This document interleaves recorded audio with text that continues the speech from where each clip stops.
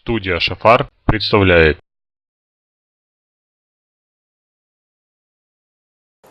Привет, мои дорогие следопыты! Сегодня в нашем маленьком видеокурсе мы рассмотрим основные типы костров, которые существуют и которые используются на практике во время бивака, то есть тогда, когда мы находимся в лесу. Здесь я уже все приготовил для того, чтобы начинать разводить различные типы костров. Итак, у нас есть толстые палки, у нас есть щепа, у нас есть мелкие палки. В принципе, все готово для того, чтобы начать разводить костер.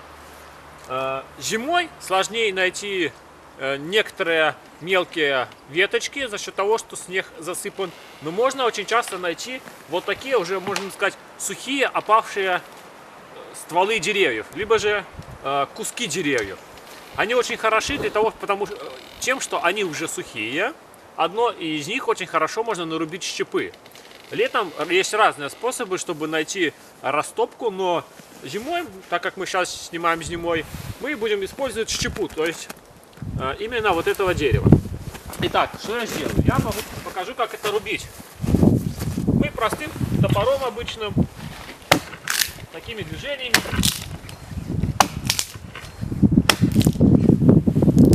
Вот, можно нарубить щепу. Еще применяется своеобразная вещь, называется палочка-зажигалочка. Берем обычную сухую палочку, она очень нужна и летом, и зимой. И вот такими вот движениями ножа мы делаем такие вот взъерошенные части. Зачем это нужно? Эти взъерошенные части по всей палочке, если мы сделаем, эти взъерошенные части загорятся быстрее, чем основная палочка. Кроме того, мы влазим в глубокие слои, делаем насечки, а эти насечки, соответственно, начнут быстрее загораться. И такая палочка называется палочка-зажигалочка. Она очень хорошо помогает при разведении костра. Итак, первый тип костров, который мы рассмотрим, это самый распространенный костер шалаш. Берем растопку.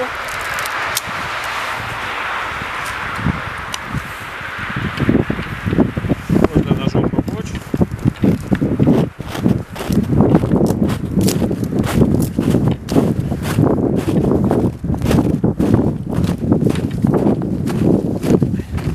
Возьмем бумагу. Она, как правило, всегда с собой. Это основной распалочный материал. Щепа будет загориться быстрее всего, поэтому мы на низ налаживаем щепу на нашу растопку. Наложили щепы. Сверху мы налаживаем тоненькие палочки. Стараемся набирать самые тоненькие, которые есть. И вылаживаем в такой форме горочки. В форме шалаша, поэтому костер называется шалаш. То есть мы вот такой вот горочкой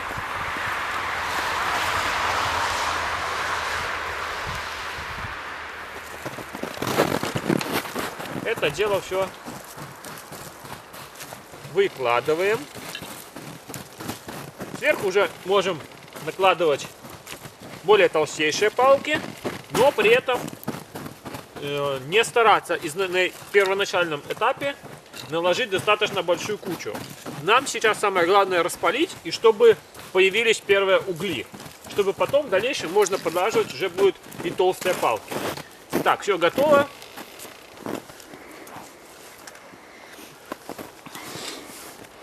Можно разжигать. Форма шалаша, вот она. Форма шалаша у нас готова. Берем спички. И можно уже поджигать.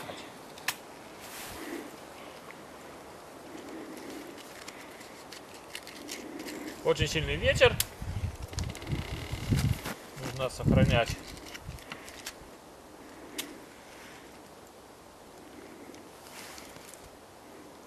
все, бумага загорелась наша.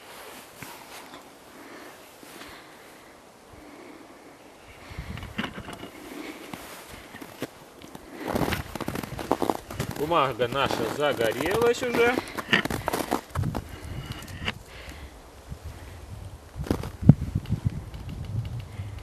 Все. В принципе, сейчас все это начнет разгораться, и у нас будет костер. В дальнейшем палочки мы будем опять же таким вот образом в форме шалашика и подлаживать. Поэтому такой костер называется шалаш. Следующий тип костра, костер, который чаще всего используется именно для приготовления пищи. Если шалаш мы используем как дымовой, как тепловой, как для приготовления пищи, то костер-колодец предназначен только для приготовления пищи. Почему? Потому что столб огня идет вертикально вверх. Как он складывается? Он складывается в форме сруба. Его еще по-другому называют колодец, либо же сруб. Мы выбираем сначала более толстейшие палки и начинаем выкладывать их вот в такой вот форме сруба. Из экономии времени я не делаю зазубрины на вот этих палках, но лучше всего делать зазубрины на палках. Почему? Потому что эти палки начнут быстрее разгораться. И высота варьирует уже в зависимости от того, какой по высоте костер вам необходимо. Я обойдусь вот таким. То есть, в принципе, вот это готово. Наша бумага, мы сначала на низ ложим бумагу. Внутрь колодца мы залаживаем щепу, растопочный материал.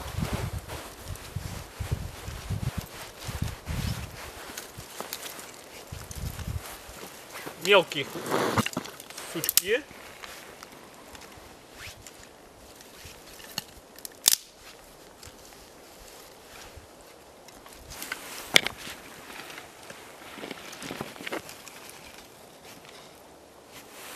Набросали. Все, костер-колодец готов. Осталось поджечь бумагу. И вот это вот сначала начнет вот это гореть, потом начнут воспламеняться уже сруб сам. И весь жар, весь огонь будет выходить вертикально вверх. То есть, если вы повесите здесь котелок, то весь огонь будет идти под котелок. Это костер-колодец. Следующий тип костра, который мы рассмотрим, это костер, называется таежный. Этот костер чаще всего длительного пользования. И этот костер очень хорош в ту погоду, когда идет мелкий дождь. И вы убедитесь, именно почему только такой тип костра лучше всего использовать в дождливый день. Итак, мы выбираем самое толстое полено. Из того, что у нас есть, вот это у нас самая толстая палка. Я ложу эту палку.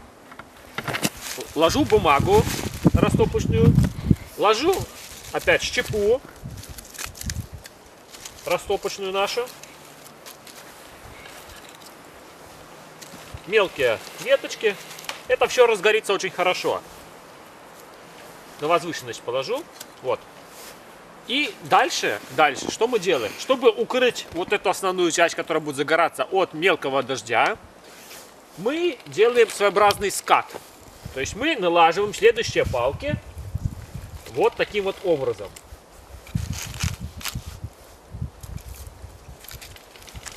Можно поплотнее укладывать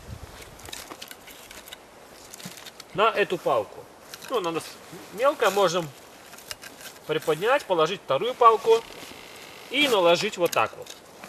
Вот такой вот скат. Сейчас мы разожгем. Начнет разгораться растопка, начнут постепенно гореть эти палки. Но что происходит?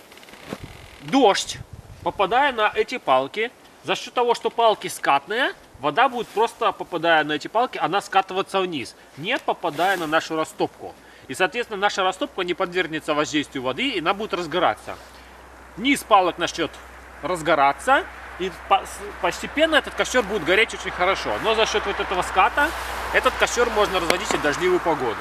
Осталось лишь зажечь растопку, и костер таежный, как его называют, он будет у нас гореть. Еще один тип костра, который мы рассмотрим, это звездный, либо звезда. Этот костер применяется не очень часто. Почему? Потому что этот костер используется только тогда, когда слишком мало дров. бывают условия, когда очень мало дров и определенным количеством необходимо согреться. Он, как правило, имеет небольшую функцию, чисто как для обогрева, потому что сварить что-то, ну, можно и сварить, но он не дает большого объема тепла. Что мы делаем? Допустим, у нас есть вот эти только толстые палки и немножко растопки. Что мы делаем? Мы выкладываем эти палки в форме звезды. Он поэтому и называется звездный. В сторону. Вот так вот. В форме звезды. Сюда, сюда. Мы ложим бумагу нашу, растопку.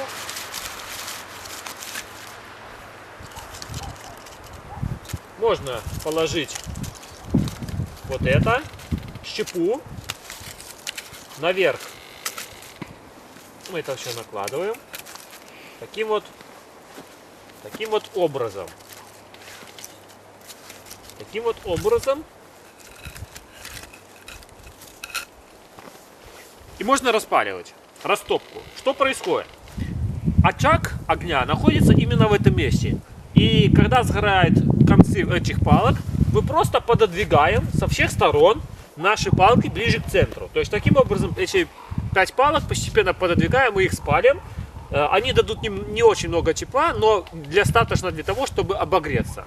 Поэтому этот костер применяется не очень часто, так как в наших условиях всегда достаточно дров, чтобы использовать другие типы костров. Пойдет. Будем смотреть, как делается шведский костер. Вот так вот распиливаем бензопилой в форме такой звездочки. Глубина небольшая, вот так вот достаточно будет. Ставим. Удобно. Берем масло. В данном случае это отработка у нас. И заливаем туда внутрь. Много не обязательно.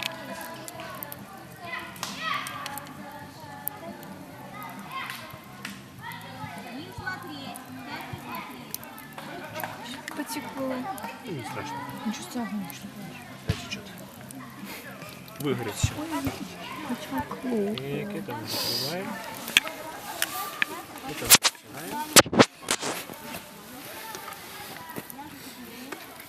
Берем бензинчик. Так, Леша, сдвигайся чуть-чуть дальше. Ходи, что сгоришь сразу. Света, Тебе я один что-то пых и сказала. нету, Лёши. Тише. Ой, сейчас моментально. Торжественный момент. Самый подходящий. Тише, пожалуйста. Черная кошка.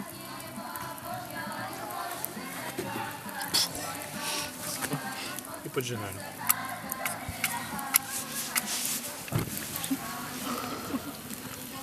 Вау. Смотрим, сейчас должно разгореться. Начать гореть масло, которое внутри.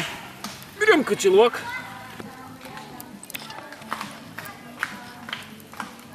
Смотрим.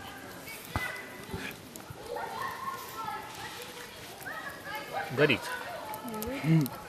Круто. Все, пламя идет вверх. Под котелок.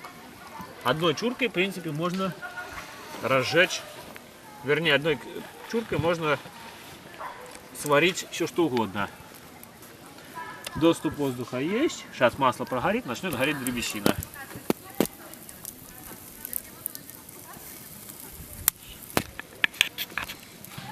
Все, горит. Отлично. Надо было 2 сделать. Что 2? 2 чурки? Уже достаточно. Завтра сделаем. Можно еще будет сделать, посмотреть как. Будешь всю банку бензина. Это один из видов костров, который называется надья. Но это летний вариант надьи, потому что зимний вариант, он вбивается в эту палку, рогулька, и подвешивается на высоте. Потому что вот эти вот стоечки, которые будут держать бревно на бревне, их убить в землю будет невозможно. Что собой представляет надья? Это просто уменьшенная копия для всех. Потому что надья обычно делается 1,5–2 метра в длину. И толщина бревна должна быть около 26–30 сантиметров. Понятно. Потому что надья, костер который... Сколько горит? Долго? Больше 6 часов. То есть это ночной костер, который можно делать на ночь. Особенно в нашем случае, когда у нас мы уже готовы наше укрытие, и нам на ночь надо будет сделать такой костер. Это немножко уменьшенная копия, мы сейчас попробуем его разжечь. Что мы делаем? Сначала мы подбираем два бревна приблизительно одинаковой толщины. Далее на каждом бревне мы делаем зачески, вот такие. Для чего это надо? Чтобы был промежуток между бревнами, это одно. Второе, вот эти зачески, они очень быстро позволяют огню зажечь эти бревна. И вбиваются вот эти 4 стоечки. 4 стоечки. Зачем нужно? Чтобы мы, когда бревно положим сверху, вот таким вот образом. Вот. То есть мы совмещаем зачески с заческами, и бревно лежит на бревне. То есть эти колышки не позволяют бревну скатываться. Дальше еще нужно, ну это уже просто примитивные палочки, обычно клинышки вбиваются, их ставят по краям. Вот так приблизительно. И они зачем нужны? Чтобы появился зазор между бревнами. Кроме того, они регулируют силу огня. Чем ближе чем меньше будут палочки, чем бревно будет ближе, больше огонь будет. Не больше, меньше огонь будет. Чем будет больше палочки, чем больше будет просвет, тем быстрее будет бревно сгорать, больше будет огня. Ну, мы сделаем вот так. Теперь самое важное — это зажечь надью. Берем сухое, ну, можно использовать и вот эти, которые мы нарубили. Мы залаживаем это все в промежуточек. Промежуточек залаживаем все сухое. Должна быть сухая, потому что очень сложно будет зажигаться, если будет что-то влажное. Значит, залаживаем. Нужно, вот они, еловые. Их тоже вот так вот разложить. Сейчас попытаемся мы это зажечь. Значит, это должно загореться.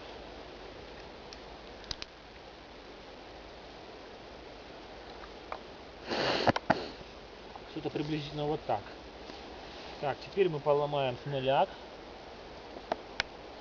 помельче. Это даст больше возможность зажечь наш костер.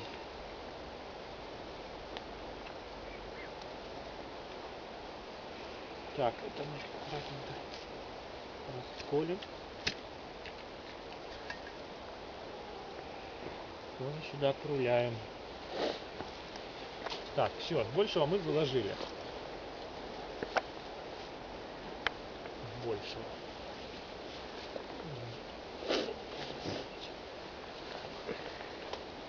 Теперь зажигаем это дело.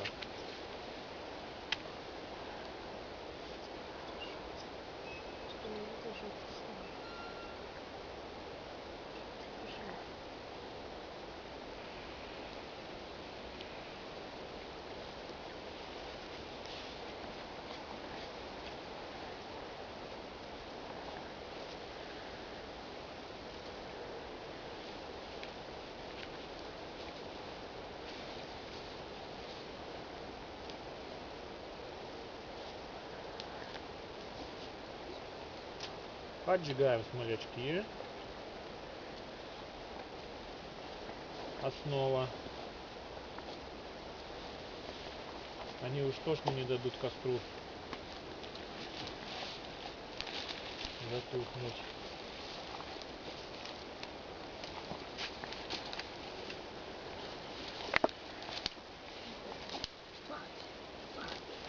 Все, ждем. Сейчас, по идее, то, что мы нарубили, они получаются злохмоченные. Помните, мы с вами проходили палочки-зажигалочки, для чего нужны. Сухую палочку мы ножиком натираем, делаем такую елочку, и за счет этой елочки огню легче схватывать.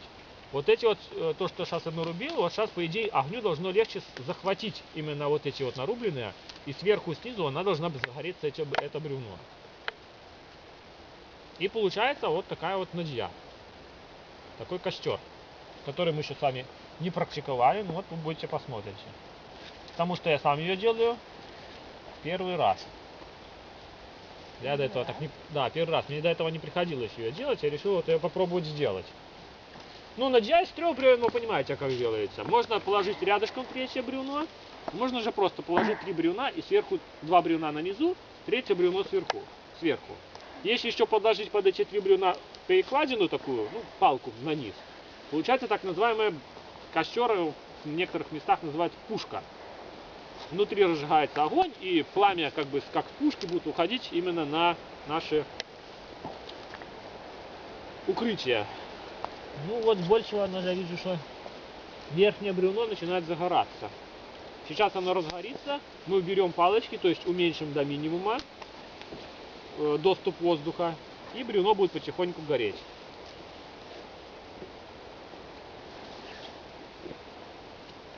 Самое главное, это чтобы это все дело разжечь, что представляет иногда большую сложность.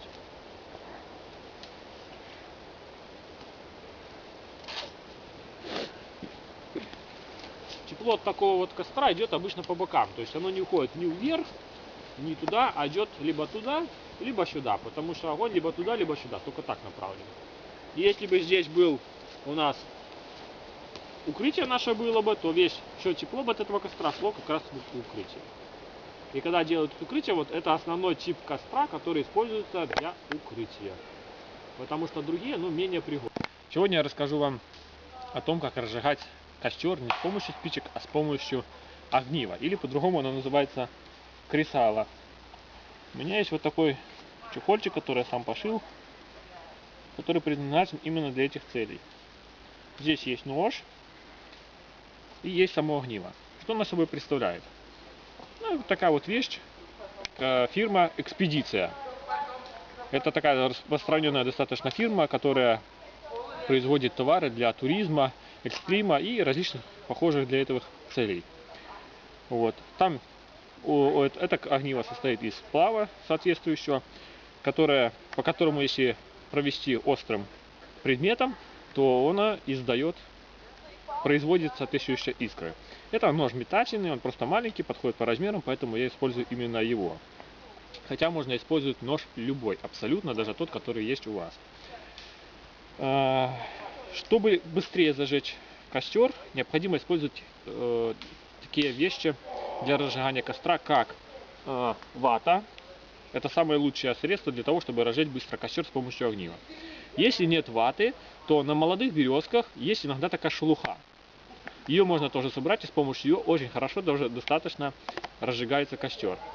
Если нет и рядом березок, например, как мы сейчас находимся в еловом лесу, то можно в ближайших болотах найти растет камыш. И вот эти самые коричневые штучки, пух, который производит, если их расшелушить и пух достаточно сухой, то этот пух также легко зажигается с помощью искр. Вот сейчас мы посмотрим, как разжигается именно с помощью искр костер, который мы уже подготовили. Мы закладываем вглубь по возможности туда.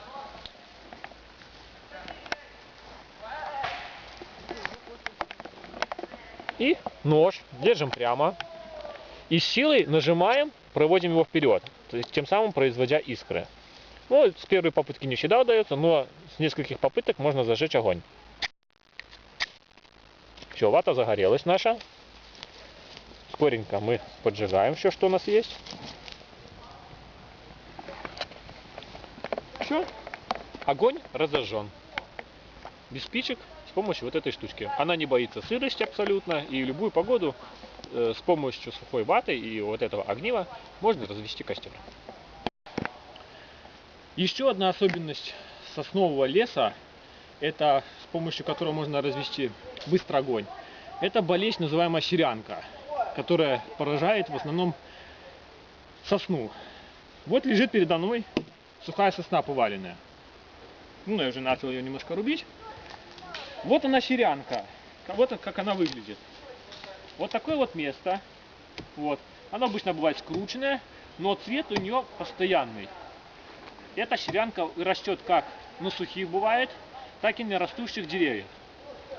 Особенность этой серянки то, что когда она поражает это дерево, сосна начинает выделять большое количество смолы для того, чтобы побороть эту серянку.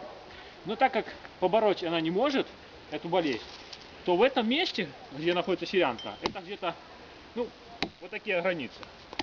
В этом месте находится большое количество смолы и так называемые смоляки, с помощью которых очень легко разжечь костер. Сейчас я покажу как. Вот оно даже видно, кусочек отколол. Оно видно, что вот эта часть, она полностью залита смолой. Если поднести спичку, то буквально там 5 секунд, и этот вот кусочек будет весь пылать. Благодаря тому, что здесь содержится большое количество смолы. Эту особенность очень хорошо знать. Вот так вот можно нарубить, таких кусочков достаточно много. Сложить их в рюкзак, с которым ходим часто в поход. И в момент, когда не будет возможности разжечь огонь по каким-то причинам, можно использовать эти смоляки для того, чтобы разжечь огонь.